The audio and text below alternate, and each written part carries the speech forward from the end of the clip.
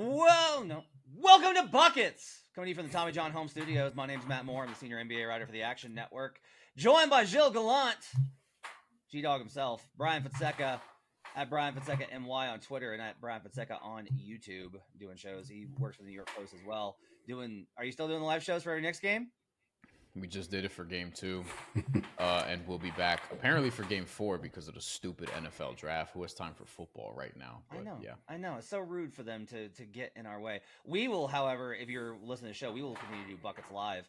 We're doing Buckets Live Tuesday, Wednesday, Thursday, Sunday. That's our schedule. If you ask me, like, why Tuesday, Wednesday, Thursday, Sunday, it's complicated. I looked at a bunch of metrics. It's like the best thing for us to do. So shut up and trust me. Tuesday, Wednesday, Thursday, Sunday, we got live shows. We react to the night's games. We try and get ahead of the lines. We talk about futures, all that and more. Check it out every night. YouTube.com/TheActionNetwork, where you can also find this great podcast. Give us a like and subscribe over there. We're doing a lot of great work over there. Show your support by giving us a like and subscribe. On today's show, we will break down the 3 series that are playing on Thursday, April 24th in the association. Knicks Pistons game 3, Thunder Grizzlies game 3, Nuggets Clippers game 3. We'll get into those series from a big picture perspective, and then we'll give some best bets, including what has become the official Buckets first round play prop of 2025 involving Jalen Williams. It's an absolute wagon. What could possibly go wrong? We'll hit that one a little bit later on. I do want to start here with Knicks Pistons. So Pistons take game 2 after leading for the majority of game 1 and then gave up the 21-0 run. Jalen Brunson grifts the griftiest grift that has ever been grifted in an attempt to, I guess, prove a point. He proves his point and wins the battle by getting Asar Thompson out of the game, but doesn't win the war because the Knicks offense still looks like garbage. And I don't really understand like what the benefit is here. If the Knicks think that they're going to win this series with grit and toughness like they did last year, they are sorely mistaken. This is not that team. And I actually think that OG and McHale and Hart have done a terrific job. They do their jobs. But you can't be a gritty defensive team with Brunson and Cat. You could be a great defensive team with Brunson and 4 switchers. You could be a great defensive team if you have Cat, 3 wings, and a tough point guard. You can't do it when you have both. And honestly, Miles McBride is really, this is a tough series for him with the size and physicality that the Pistons bring to the table. Game 3 opened Pistons +1. It is still Pistons +1. I don't understand that.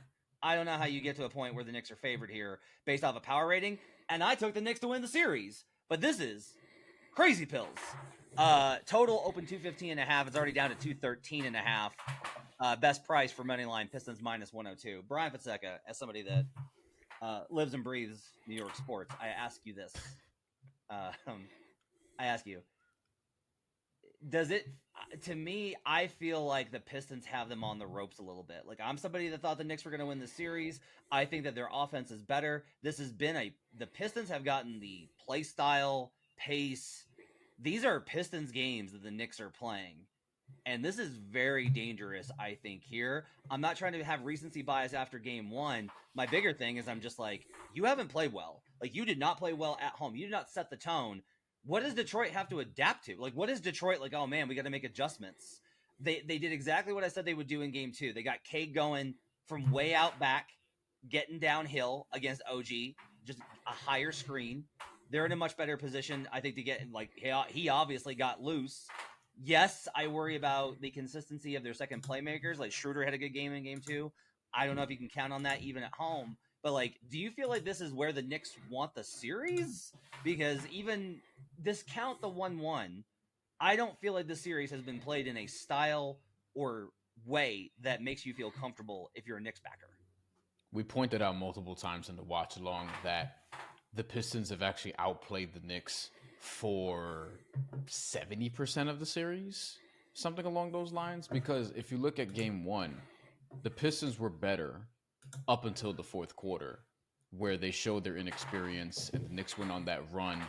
And if you're a Knick hater, you would call it a fluke run because Cam Payne just hit a bunch of shots, as did Jalen Brunson, who had rolled his ankle a little bit earlier. So you would look at that and be like, all right, they got saved out of just like whatever the fuck that was. And then you look at game 2, obviously that was a Pistons game. The Knicks had a couple of runs and they had the run late where they tied it up and it looked like the Pistons were going to collapse again. And they didn't. Dennis Schroeder hit that big 3. The Knicks actually generate a good look down the stretch to potentially give themselves a chance to tie it, generating a Mikal Bridges open 3 from the top of the key. And the Pistons got away with one from that regard. But generally, yeah, I think this is a Pistons series the way this has been played so far. That also means that there is room for improvement on the Knicks.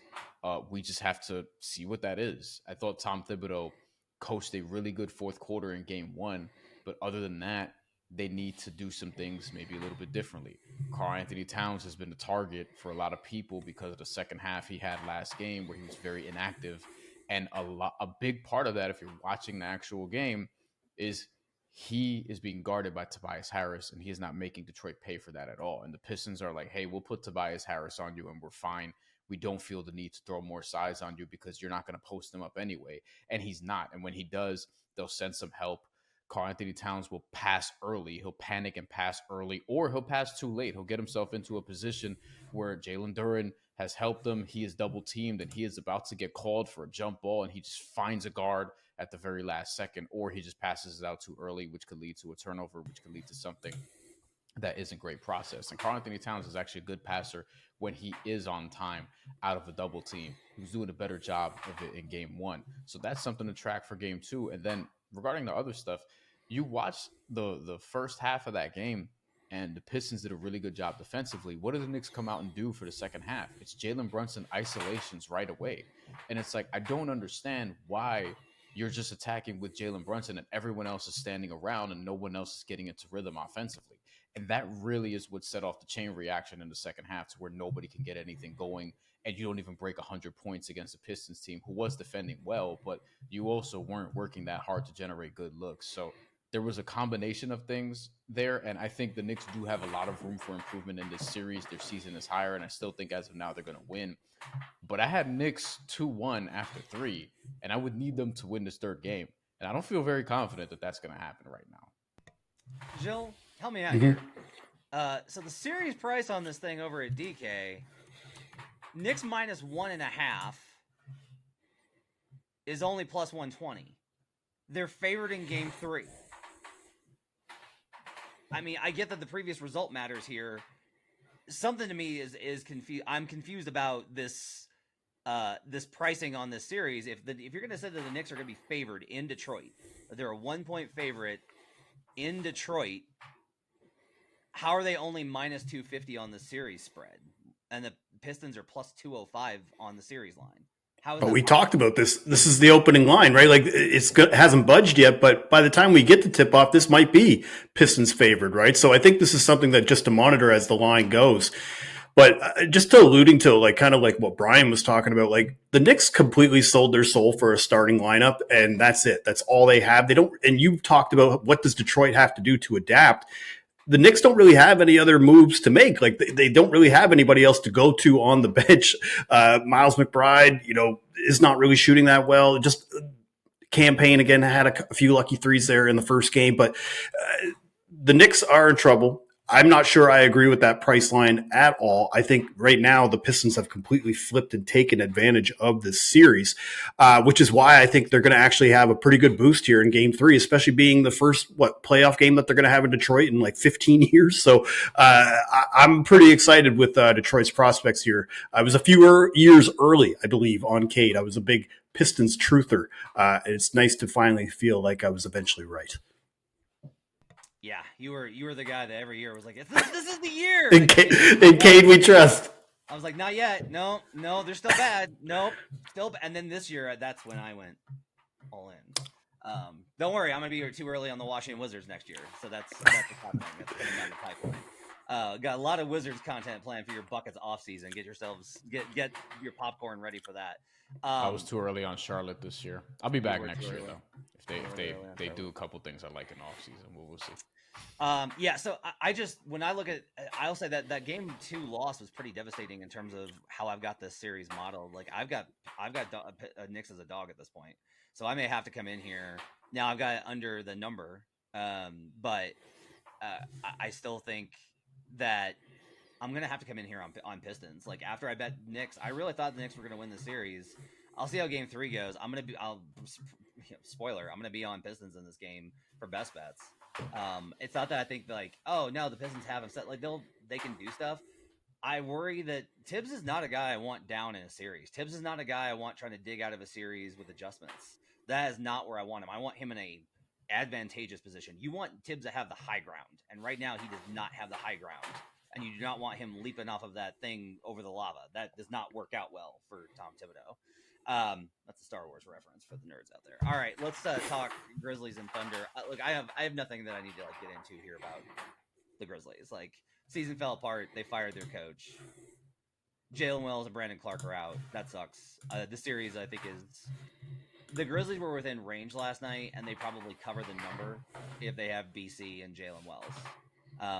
The Thunder are. I don't doubt how awesome the Thunder are. They're incredible. But like a lot of this is, I don't think Tuomas Asala is doing a good job in this series. I think that the whole like the edict of we're gonna edict of we're gonna play this guy and he's the future and he's the difference. Like his minutes are nightmarish to me. But Dez is also really struggling in this series. I don't see any way that Memphis gets out of the series, or even makes it really competitive. They might get one. That's possible. They can get one, but that's about it as far as this one goes. So I don't think there's a lot of value in betting into the market unless there's an objection. I want to turn to Thunder props for futures rather and get an idea of where we're standing on that because the Thunder are understandably a big favorite here. Gilles Gallant before we went on was like, wow, they're at DK. The Thunder are minus 165. You said there's a 2 number out there for the Western Conference.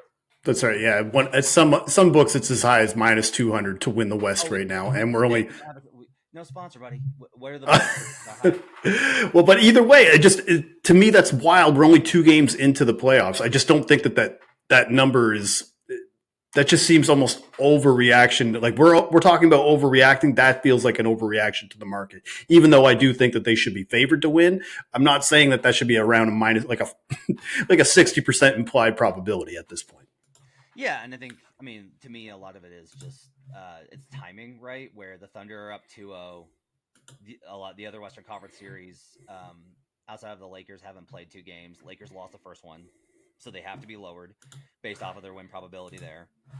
Like if you're less likely to get out of the first round, you can't be where you would be even going into round 2. Warriors are second at plus 600 at DK, which isn't surprising. They're up 1-0 on the road, right? That changes your win probability pretty dramatically. Like, the Nuggets are probably not 25-1 to win the title. The Clippers are probably not 11-1 to win the title, but they're in a 1-1 series. Now, I will say, being up close and personal for games 1 and 2 of this Nuggets Clippers series, and we'll talk about it a little bit more in a second.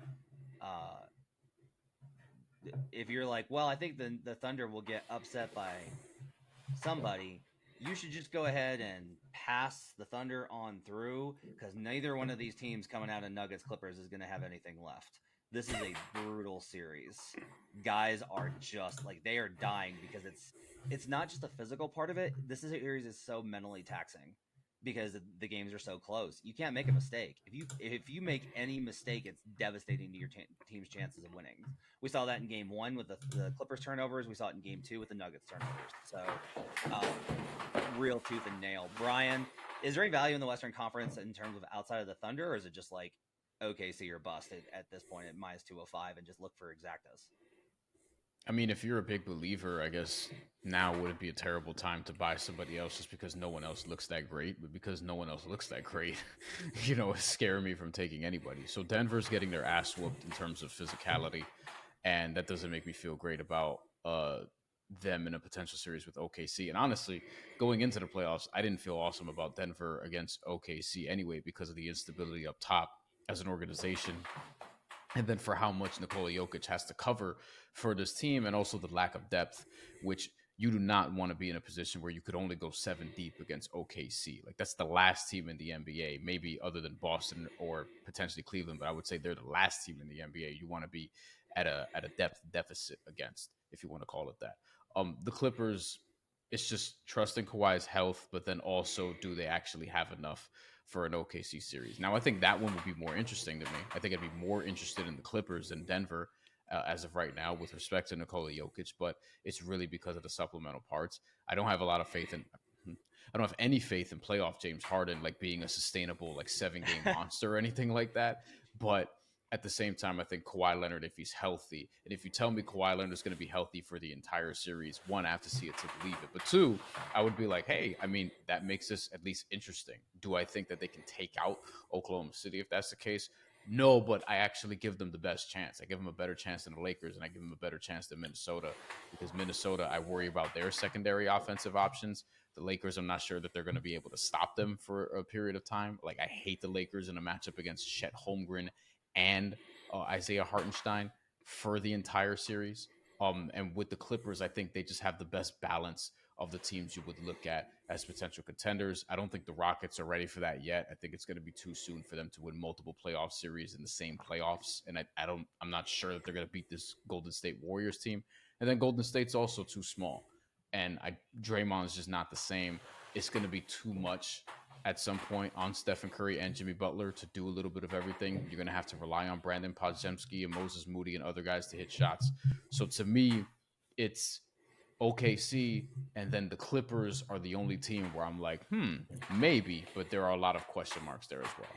Well, Brian, I was going to tell you like right now, because we're talking about the Thunder and whether or not they can even get out of the Western Conference. Well, right now you can go to stage of elimination props, and there's a reason why they have lower odds at plus 350 to lose in the semifinals than they do in the actual conference finals, which is at 4-1.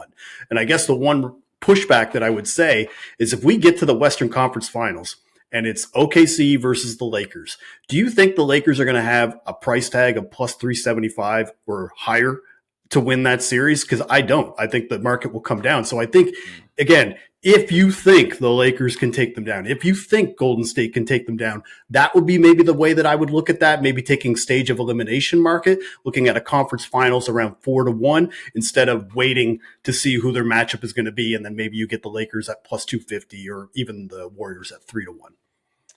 There's an interesting market at DK right now, which is team to advance further. Okay, heads up. And yeah, it's heads up. And what I think is really fascinating about it is they do have, in fact, a good one here for Brian, which is Oklahoma City Thunder versus the Boston Celtics. OKC minus 120, Celtics plus 100. So, like, this is the ultimate. This to me is like the ultimate Celtics hater test. Is how much confidence you have on Cleveland, basically. right. And then if it winds up in the finals, I said this to Brandon. We'll get Brandon's thoughts probably tomorrow on this, because I am very curious about. He really leans towards the West. Like, he thinks the Thunder are better than he's worried about the Celtics injuries. And I'm a little bit more confident in Boston making it, and I actually like the matchup very well for Boston versus OKC. And I understand people are going to be like, but they beat them 2-0 and they absolutely worked them. Yes, they did, but the Celtics shot 61 3-pointers in that last game. And if you tell me that the team that gives up the most 3-point attempts in the league, the Oklahoma City Thunder, and the most corner 3 attempts in the league, the Oklahoma City Thunder, are facing the Boston Celtics, I like 3 versus 2. And I don't like that, but that's the case. So I do think that bet's really interesting, though, Brian, is Thunder minus 120, Celtics plus 100, who to advance further. I mean, when you look at Boston, it's like, all right, so Jason Tatum has this weird wrist injury, which we don't know the severity of.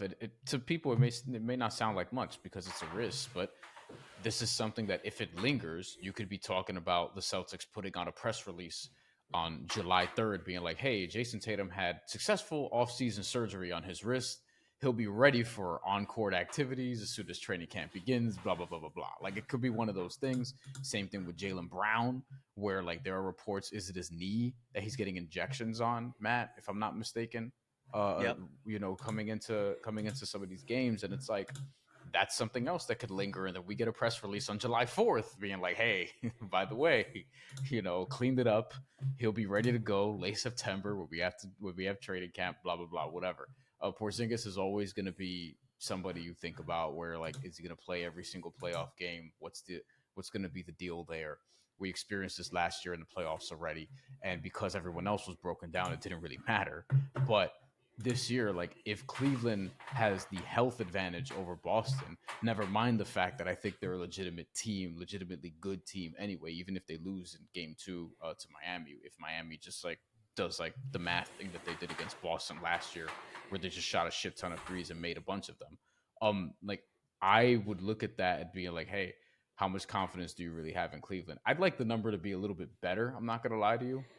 That tells me that, you know, one, they probably don't think Oklahoma City has as stiff of a test as Boston would in their bracket, because Cleveland, I would say I'd favor them against everybody in the Western Conference. So I think that's fair. Yeah, except for OKC. Except for OKC is what I meant to say. Except for get ready for a lot of this content, because this market is phenomenal for us from a content perspective and stuff like that. I already sent it to Brandon. Raheem and Brandon have already replied that there's a Nuggets versus Bucks one. It's void if they get eliminated in the same round. So even if you get to a game 6 and the other one gets to a game 5, the bet's void. You don't lose though. Nuggets are minus 235, Bucks plus 190. So that's an interesting one there, depending on how you. I mean, the Nuggets aren't cooked. The Bucks might be though. The Bucks are definitely cooked. I'm going to throw Jim Turvey into a small room and box him in with Lakers Clippers, because Clippers is minus 115 versus Lakers minus 105. That's another if you're one of the Clippers believers out there, that's got to be a pretty attractive bet with the Wolves and Lakers tied 1-1 going to Minnesota. Finally, we'll talk about Clippers Nuggets. Here's some basketball stuff outside the betting stuff. So the Nuggets in these 2 games have allowed this to be a defensive battle, and there's 2 ways of looking at this. One is that the course of 7 games, if this is a defensive slugfest, the Nuggets' chances are lower than the Clippers, which is another reason why I've been betting Clippers. Like in the Action Network app, I've bet Clippers several times after initially taking Denver in 7. I went back and I got to Clippers in 6 by the end of the week. I bet that, and now I've been taking Clippers on. I could bet Clippers after game 1. However, there is a counter argument to be made here, which is the Nuggets are not drawing dead if this is a defensive battle. That's how they won game 1. Like, you can't sit there and be like, well, if it's a defensive game, there's no way the Nuggets can win, because they did win game 1. And the only reason they lost game 2 was because of their turnovers and because Kawhi Leonard turned into, an average Kawhi Leonard game. Kawhi made a lot of tough jump shots. There is nothing that is an outlier. If you've been if you listen to the show for years, you know I scream and kick and gnash my teeth about outlier shooting performances. That was not. Kawhi can do that. That's absolutely within the realm of possibility for Kawhi Leonard to go 12 of 13 or whatever the fuck he did in game 2. He's entirely capable of that kind of performance. He is not capable of that type of performance over the course of 7 games or 5 more games, right? He's not going to have a game like 5 more games where he shoots like that. He may not need to, but he's not going to shoot like that throughout the duration of the series. But if you tell me like he has 3 more games with that kind of true shooting percentage, I'd be like, all right, that's how Kawhi is. Kawhi be like that. Like, that's just how Kawhi is. Like, that's the way the man is. He's a cyborg. There's nothing you can do to bother him. A lot of the possessions actually, and like it started to work later when they put Aaron Gordon on him in the 4th quarter. He had 2 misses and a turnover, and then he settled down and cooked Gordon twice, and that was all they needed. But like, Aaron's doing the work on him. Aaron's doing what he can. And if you're sitting there going, why did they ever have Jamal Murray guarding Kawhi Leonard? Because it's not all switches. The answer, I wrote about this yesterday on my Substack. You can't throw the same guy at Kawhi for 40 minutes. And the reason is that, one, Aaron Gordon will be ground into a fine powder and then shipped across the United States as Aaron Gordon's miracle powder solution. Like, that is what will happen to Aaron if you make him guard Kawhi Leonard for 40 minutes. 2, you can't show him the same look. So you have to throw these things that are suboptimal at him. 1, to give your other guys a rest and not to burn them out. And 2, so they don't see the same thing. And if you're like, but really, Jamal Murray? It's either him, MPJ, or Joker, because Christian Brown's gotten some minutes on him too. Now, I think that means we probably need to see more Peyton Watson in this series. I can't bet a Watson over on prop because I don't know when Adelman's going to reach that decision. Like, there will come a point when he's going to be like, all right, we got to go to Watson. Like, we've argued over, like, I do a podcast on the Nuggets every day. We've argued Peyton Watson needs to start. Like, he should be starting for MPJ. They should be starting Aaron Gordon, Peyton Watson, and Christian Brown. And if you're like, what about the spacing? You figure it out, because there's not a lot of other good options here. I do think this series is as close as it has seemed. It is possible that the series does not end. Like, everyone's like, oh, we're getting 7 games of this. And I'm like, oh, a series being close for 6 games can still wrap in 5 if it tilts one way in terms of the coin flip outcomes. Like, that's very possible. Clippers can win 2 coin flip games, and the Nuggets are basically drawing dead at that point. Now, the Clippers did blow a 3-1 lead to them back in 2020. I say all this to say that, like, I don't have a strong feeling for who's going to win the series yet. That now the value is no longer on the Clippers. Like, I bet into that market when I wanted it. My numbers would still lean towards Clippers in 6 being the most likely outcome, but I don't have like a strong feeling towards how this outcome of the series is going to go. What about you, Gilles? Well, I think the market showed that after that game 1 loss from the Clippers, the market to win the series barely even moved. Like, it was +1, or it was like -110, let's say, for the Clippers coming into game 1. They lose that. It only moves to +110. Like, usually one game usually shifts it by at least 50 cents. Like, the fact that it only moved 10, 20 cents, I think is really all we need to know of how odds makers, how bettors are looking at this, and also just professionals looking at this series. But yeah, like, I mean, I'm looking at one of their game logs from earlier this year. I saw Peyton Watson try to play or start, and they brought in Aaron Gordon as 6th man in that game. And it's hard to really take anything from the game logs from this year, like as far as regular season goes, of what it looked like when they had Peyton in the lineup as opposed to not. But you're right. They need to find another move, because that's the one thing that's really good about the Clippers is they have like depth. The Nuggets do not have depth. They have kind of a Knicks problem where it's the starting lineup, and once you start to dip into that bench, it gets really, really gross. You're relying on Russell Westbrook to create a lot of offense. And forget about this revenge series stuff. Like, Russ, if you're banking on him in a playoff series, I think you're already in a big trouble. So I think at this point right now you have. All right, go ahead. What's your issue? So I don't disagree with you. I said this wasn't a Russ series, and he's likely to get too amped up and screw this up for them because it's Russell Westbrook, right? I think you have to take the first 2 games and give the man a little bit of credit. Like, I think we got to at least be able to acknowledge that he's played within himself. He's shooting. We'll talk about this when we get to the best bets, because Brian's got a related prop. He's shooting 37% this season from the left corner and 43% from the right.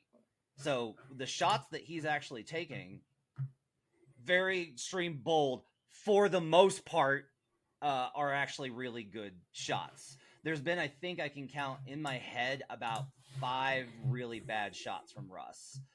You'll take that. 2.5 bad shots from Russ a game, you'll actually take. The turnovers are a problem, but he's been making up for that with his defensive effort and intensity, which they honestly need pretty badly. I think it's okay to be like, Russ isn't good enough to be the difference maker that they need. That's fair. But I think when we start going too far into this, it is a disservice to how good Russ has been through the first 2 games. Sure, but I also think too, like you kind of just mentioned, like outlier shooting performances. Do you really think Russ is going to go 3 for 6 from 3-point again in this series? Because I would take the under on that. But again, Gilles, I'm telling you, having covered the Nuggets all season, he's reliable on corner 3 spot up shots, which is what he's hit. Like, we're not. That's fair. 3 of 6 is not an outlier performance in a single game. If he had hit 4 of 6, I'd be like, yeah, you're not getting that ever again. Like, is he going to hit 50% from 3 in one of the remaining games of this series? That's possible. Is it likely? No, because 50% is never likely. However, is it what's more likely, that he has another 3 of 6 game, or he has a 1 of 6 game? And the answer is 1 of 6. So like, that's where you're right on this. I just think I will say this. Russ is a meme player, where now he's become a meme, and so everyone kind of dogs the same kind of guys and praises the same kind of guys. And we have to be very careful not to fall into those traps, because I think we miss some of the value of how players' games shift over time. I'm not trying to, again, want to be very clear. Said that Russ is going to be a liability in this series, and I think especially in LA, he could have some nightmares because he's going to be way too amped for these games in LA. So, you're not wrong here. I just think we got to put it in the right context of appreciating, giving the man the respect that he's earned. Staunch Westbrook defender. I got it. That's what you are. Got you.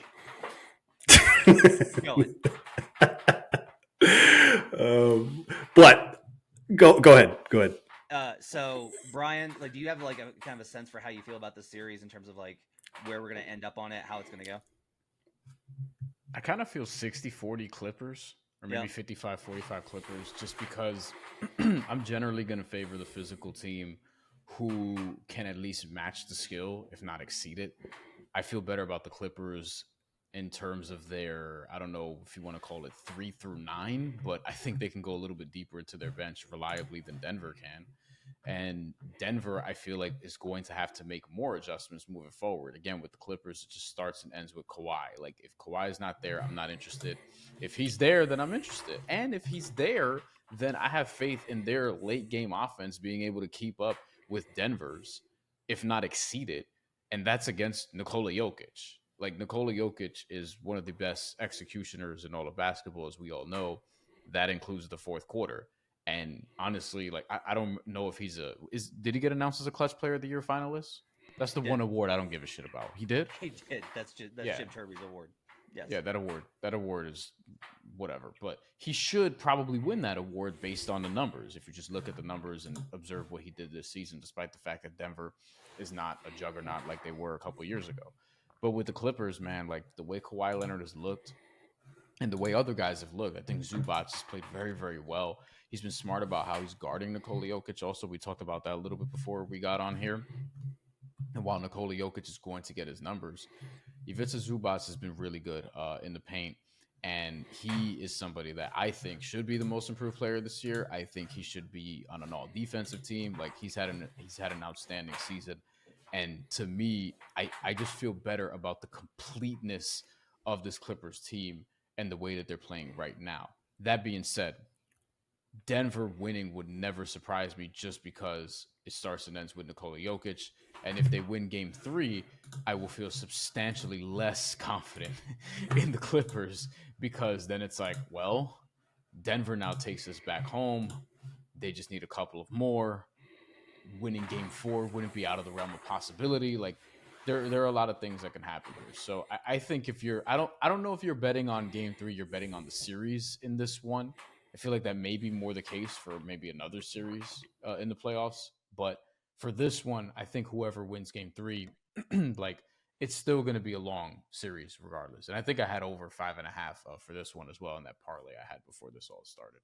Brian, if you know that Kawhi is going to play the entire series, would you feel better about your 60-40 evaluation? Yes. Would it be closer to like 70-30? Because that's kind of how I'm leaning. If I know that Kawhi is going to be in this series the entire way, then I feel very good about the Clippers getting it. It's just the fact that, like, we joke about it, that you could just wake up and see, questionable now for game 3, and it wouldn't surprise anybody. But I can't go 70-30 because I can't give Nikola Jokic a 40% chance, 30% chance. I don't think I could give him less than a 40% chance. Joker's the best player in the series by a wide margin. So yeah, don't know I just think I just like Michael Porter Jr. having faith in him just scares the shit out of me. For both on and off the court reasons. And then you look at like guys like Aaron Gordon, for example, and Jamal Murray. Like, there's a lot that has to be covered up because of just the team composition. Whereas, like, the Clippers, Chris Dunn could have a game from a defensive standpoint where he just can dominate on that end for a few minutes. Like, Derrick Jones Jr. is not somebody who is just like, he would get playing time in Denver. There's a lot of guys on the Clippers roster who, if you put them on Denver, it's like, hey, they would help out a lot. So, man, I just trust that Clippers roster, man. The Clippers right minus 1.5 games to finish this in less than 6 is plus 105 at DK. That's not terrible. That's a really good price. Because, like, I've got it, to your point, Jill, I've actually got this at 70%. I've got about 70%. I've got this right now, based off of the outcomes of game 1 and 2, I'm projecting it at 77% for the clip here. So I make minus 1.5 minus 109, and it's plus 105. So not bad. They're still somehow like, based off of where I've got this power rated, they're still underrating the Clippers. Now, here's what's tough for me is, like, my power rating says that they're underrating the Clippers, and I'm kind of like, I'm not overly impressed with LA. I'm just not. Like, the offense hasn't been great. Kawhi made a bunch of jump shots. He can do that. That's great. Kawhi doesn't make anybody better. He doesn't lift up his teammates. He's good defensively. He's not what he was. Their defense has been great. Jokic will probably figure out something. But the problem for Denver is just, like, they have gotten 2 good Russell Westbrook games, and MPJ is not really playable in this series. Yeah. And Aaron, I thought was really great in game 1, was okay in game 2, outside the missed dunk. They need somebody to give them something else, and I thought Christian Brown was going to have a huge series, and he has been a ghost. It is like Christian's going to have to get involved and active because they are hiding Harden and Powell on him, and you can't let him do that. If you let the Clippers hide their guys, then you're playing into the teeth of their defense. Like, they have 2 guys who are minus defenders on an elite defense, on a team that relies on its defense to win games. If they don't attack that, they're going to be in trouble. Matt, real quick, you're not a big Ty Lue guy, but how substantial is the coaching edge here? Okay. I think Adelman's gotten a little bit too much grief for game 2. I don't know that Adelman really screwed up there. His explanation was really sound for not calling the timeout, actually. His reasoning was, we're down, that's our last timeout. If we call timeout, they're going to foul up 3, and now I'm out of timeouts. And he's right. Like, he's absolutely right that that's the sequence. Ty Lue this year, if you pay attention to Clippers games, he is a pretty religious, going to foul up 3 guy. And they don't have anybody that can get the shot up fast enough for them to get the call on the catch and shoot. It would have been on the floor.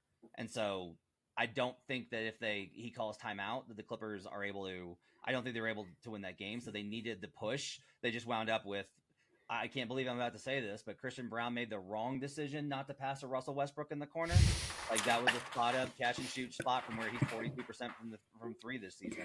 Like, that's a much better shot than Christian trying to relocate on his own for that pull up above the break. So, I mean, that's what the game came down to. That's how close it was. What I will tell you is I think Ty's done a phenomenal job in the series, both with his rotation, the way that he's game planned stuff. Nick Batum, the inclusion of him, how he's played Derek Jones Jr. I think he's been really good. I don't think Adelman's been bad. I just think that Lou's been really good. So, you were laughing, Jill? Well, I'm just wondering how much your power rating takes into consideration having a serial playoff choker like James Harden involved on your team. Actually, I'll hang up and listen. As big as the impact as that is, actually, we'll see if we get to an elimination game, because there, Kawhi has not exactly been. Well, we made it this far without mentioning Harden and his playoff failures, so I was very proud of us. He's played within himself. Joker was the one missing free throws in that one. Let's do some best bets for Thursday. Wednesday's today. Tomorrow is Thursday, April 24th, in the association. But before we get there, I do want to let you know the Underdog just became one of the best places to make picks during the basketball playoffs with their Extender promo. With the Extender, you can play your way to increasingly bigger boosts each round of the playoffs. Start a playoff series by using your Game 1 boost and continuing boosting each subsequent game to unlock the next one. The longer the series, the bigger the boosts. Underdog is one of the leading sports apps, and you can play right now in your state. Their app has over 100,000 5-star reviews and millions of players. To play, all you have to do is download the app and choose whether a player will go higher or lower on one of their stats. You can choose from things like points, assists, and so much more. I'm probably going to be on less on Chris Dunn points tomorrow. I made the mistake of playing the PRA and got screwed by some random offensive rebounds that he grabbed. Joe Delara cashed on his over. Screw you, Joe. So I'm going to be back on the Dunn under. I think there will be a mechanism to where they're probably going to be having to get less production from Chris Dunn, I think, at some point in the series. So I'm going to go less on Chris Dunn in that one. Check it out at Underdog. All right, let's go around the horn and give our best bets. Gilles Gallant, what is your best bets for Thursday?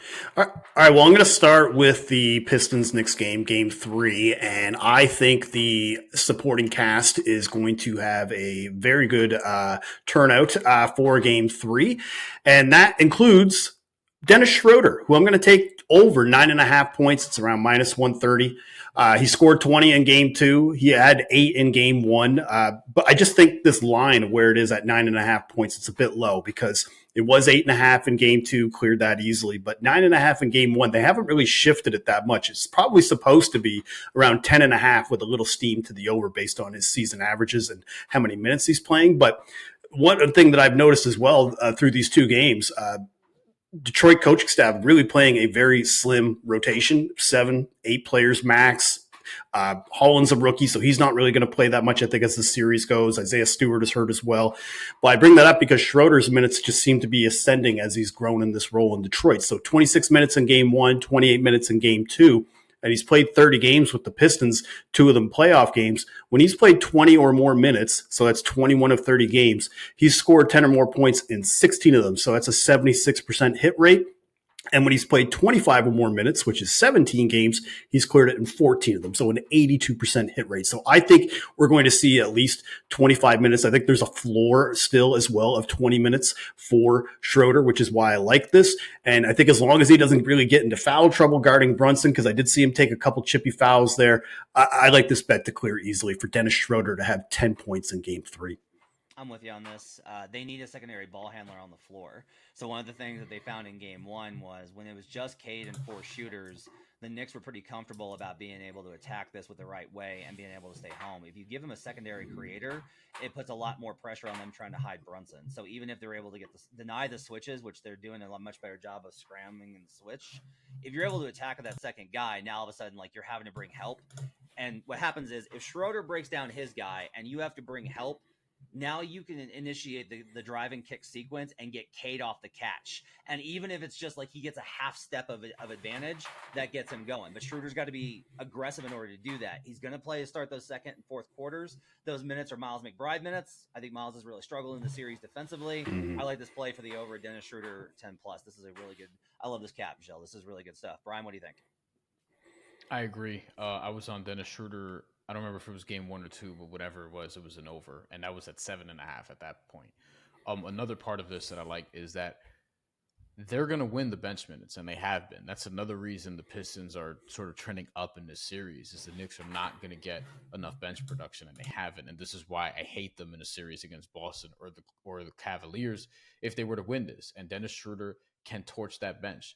Deuce McBride is a talented perimeter defender, but he's not going to necessarily stop Dennis Schroeder, even if he's on the floor with him at the same time. And if you look at just everyone else, just who the Knicks play, and they don't go very deep into their bench, but like Landry Shamet, end of sentence. Like, what are we talking about here? So I think, Landry Shamet, I think, is one of the worst rotation players in the playoffs right now. So if Dennis Schroeder's matched up with him, then he might get 15 points. Okay, on this game, I'm going to add one, which is I'm taking Duren over 2.5 assists again. I hit it in game 1 when he had only 3 potential assists, so that was lucky. I got unlucky in game 2. He had 7 potential assists and only 2 assists. It was absolutely brutal. Malik Beasley had like shot after shot after shot on DHOs, and Beasley at home, right? Role players shoot better at home as part of this equation. So I think that their shooters are going to shoot a little bit better at home. I'll be looking at THJ, probably 3-point props as well. I got to do some research on the quality of looks that he's getting in the series. But I'm going to go with Duren over 2.5 assists.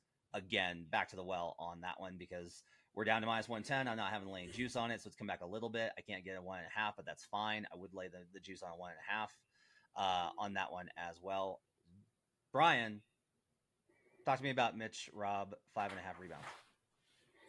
Mitchell Robinson's gotten this twice, and honestly, I think we need to see more of the Cat Mitchell Robinson lineup. We're getting it a little bit. I feel like Tibbs wants to go there, but for whatever reason, he's been a little hesitant.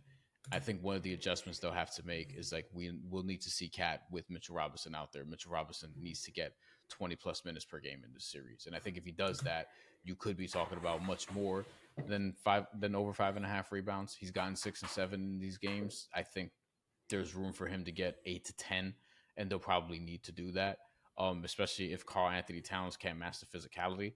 I'm going to check this out right now, but Karl Anthony Towns, from a rebounding perspective in game 1, he was fine. He didn't get a single offensive rebound, though, if you remember, in game 1, despite the fact that, and the Pistons did have a nice rebounding performance there. It was a lot of it on the defensive glass, and Karl Anthony Towns just did not get a single offensive rebound. And then in game 2, where, again, Karl Anthony Towns has been fried up for his rebound performance in that game, he's had 6, all of them defensive.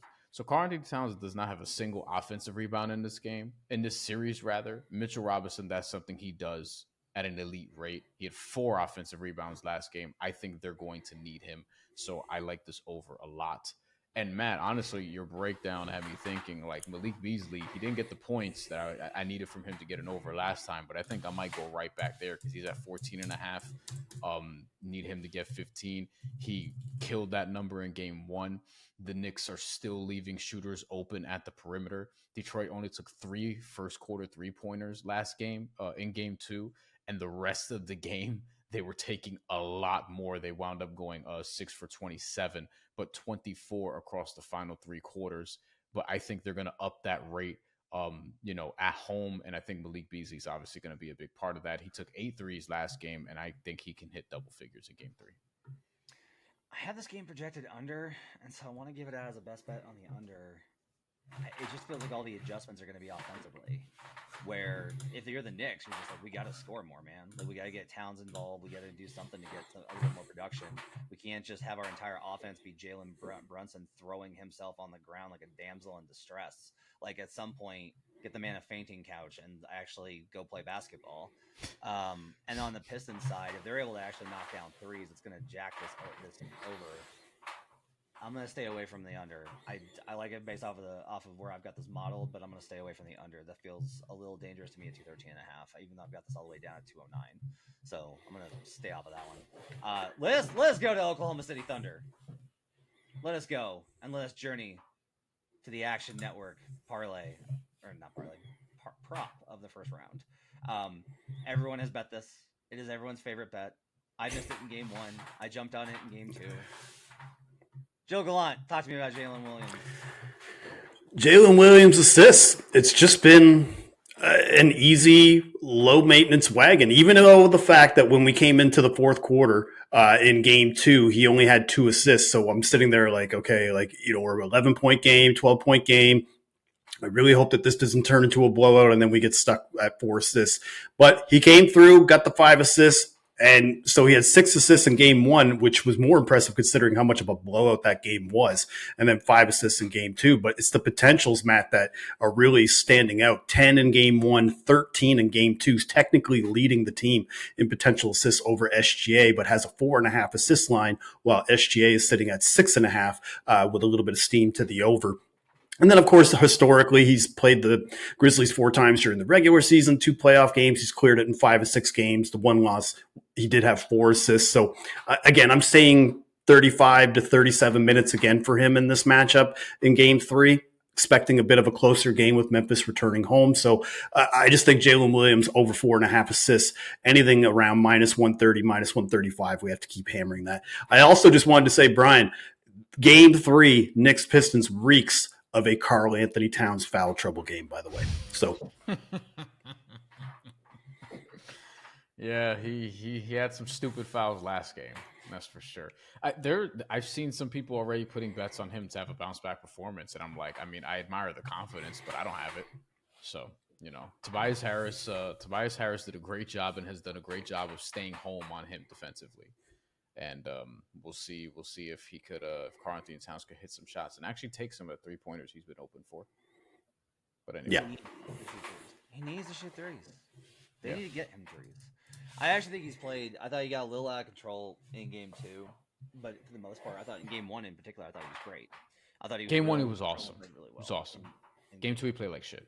Yeah, well, second half especially. They can't all be diamonds. I also like Jalen Williams over points here. A lot of this is just like Memphis doesn't have a matchup for him. Dez has to guard Shea. Without Jalen Wells, this is where everything goes haywire. Because now it's like you have to play SPJ because you need the offense. And you can't play SPJ on Shea because you'll get annihilated. So Dez has to play Shea, which means then the SPJ is guarding one of the wings. And that means that you wind up with like bad matchups on Jalen Williams. Like there's just no real way to hide it. You can't hide SPJ and Ja. So J-Dub's always going to be able to go off here in these games. So I'm going to keep going with that. The number at 8.5 is on the spread it's a touch high for where I've got it, but I have zero, like, I'm not like really want the Grizzlies. It's a great buy low spot. Like, I don't mind. There's probably a little bit of value on Grizz plus 275 on the money line. And if you're like, really? The answer is like, yeah, because the whole point of buying low is that it's going to come at a point where everyone's going to be like, there's no way I would bet that. That's like when you have to have that much discipline. Like this is where Fiddle winds up taking Rockets in game 2 and took Bucks in game 2, and that did not work out. But this is like where this comes in at, is if you're going to buy low, it's in situations like this where people are like, they're going to get swept out of the play. Now, I already have Thunder to sweep, so why would I be invested in that? I don't think that you're going to win, but I do think the line is the number's a little bit off for money line. Grizz have a better chance of winning this game. They were able to get this game, I think it was down to 12, maybe even single digits, in that fourth quarter before the Thunders went on a run and took care of business. But like Memphis was not like didn't lose by 50 in game 2. They're coming back home, desperation spot. One of these games will probably be competitive, even if the Thunder sweep them. One of them will probably be competitive. I just don't have a lot of interest in getting in on this and being like, yeah, definitely give me, like, sign me up. That does not sound fun. J-Dub points is plus 145 for 25 plus at DK. I didn't play the alt last time. I might play it because I don't think that in Memphis the blowout potential is as likely here.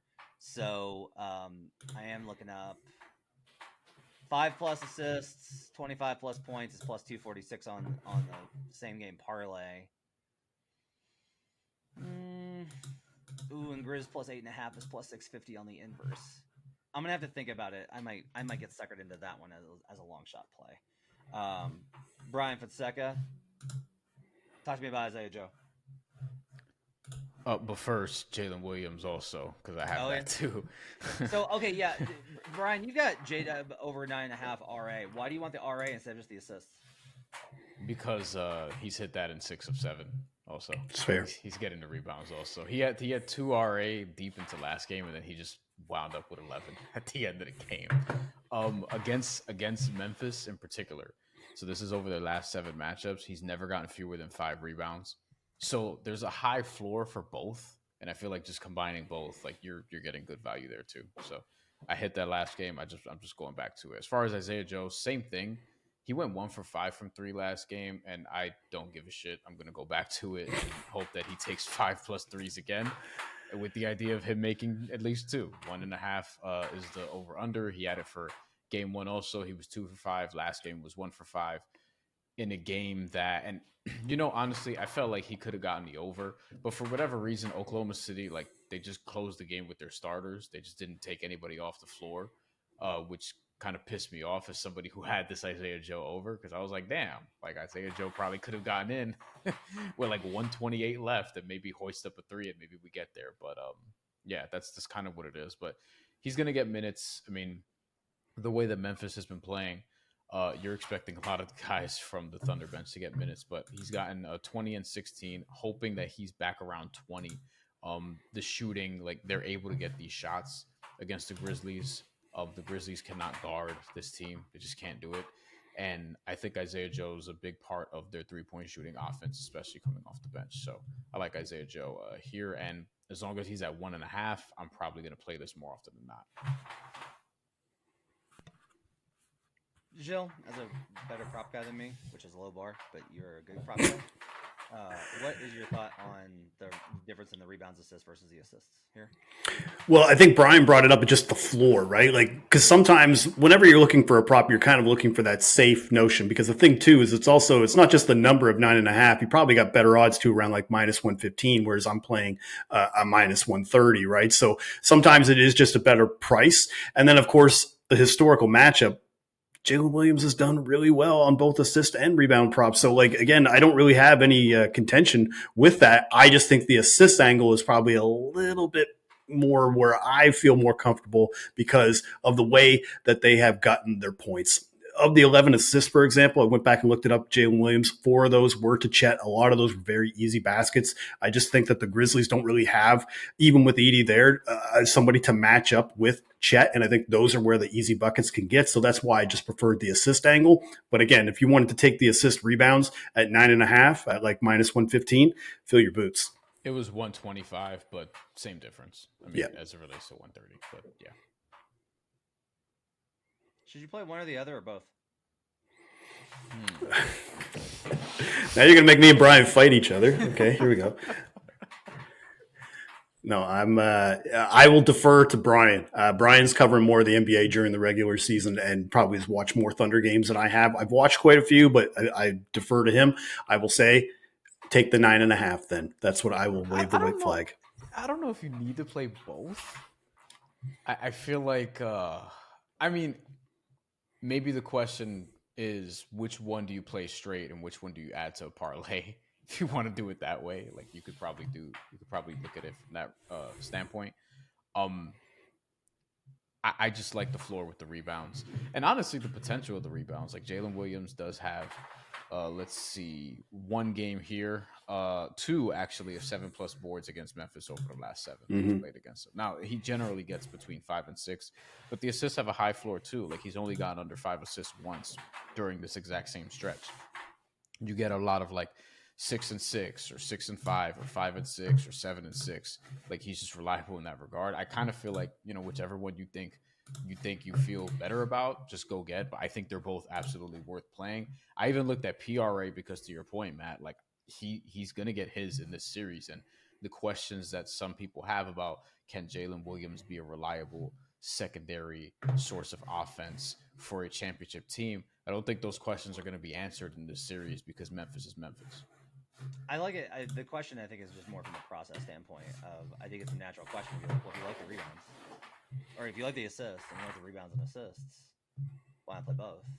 And like that question of being like, and I think it's a smart thing to be like, no, you should decide which one you think has the better value and play that. Like whichever bet you think has either more EV, or if you think one has EV, you obviously shouldn't play if you don't think it has EV.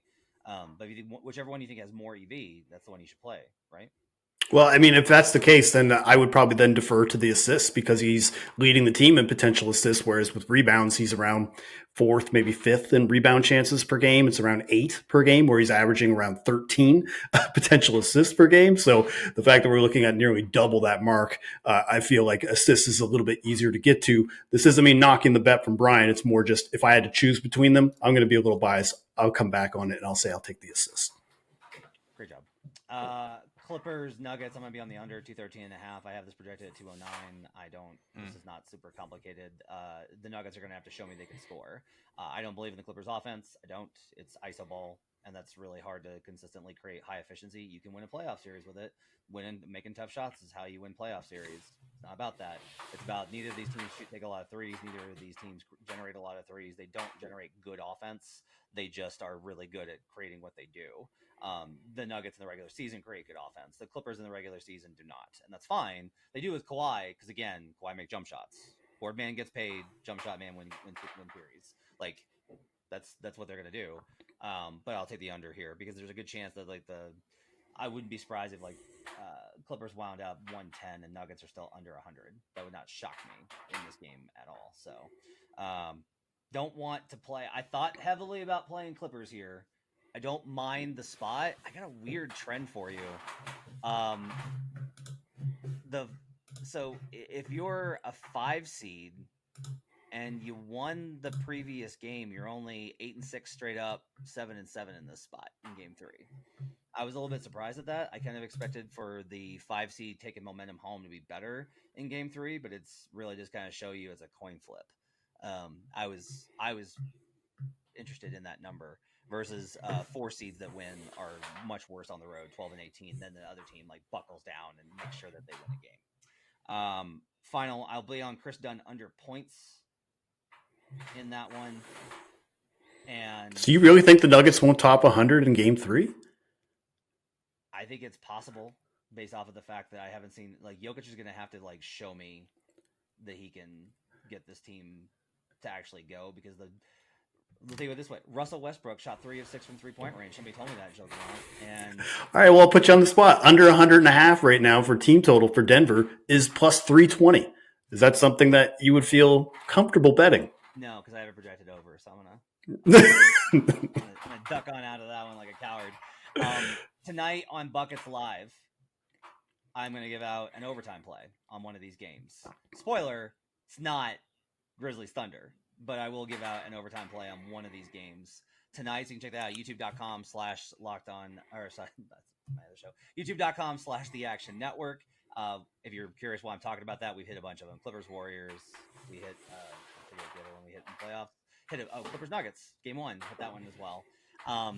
Dennis Schroeder, 10 plus points. Jalen Williams, 5 plus assists for Gilles Gallant. Mitchell Robinson, 5.5 rebounds over. J-Dub, 9.5 over on rebounds and assists. Isaiah Joe, over 1.5 threes. I got the under in Clippers, Nuggets, and a handful of props out there as well. Jalen Duren, over 2.5 assists. Thanks for joining us. Appreciate you guys being with us. My thanks to Giver Gould getting us up at youtube.com/The Action Network. I appreciate our sound crew helping us out while David Payne is out on vacation. We'll see you guys again next time. Till then, let's get buckets!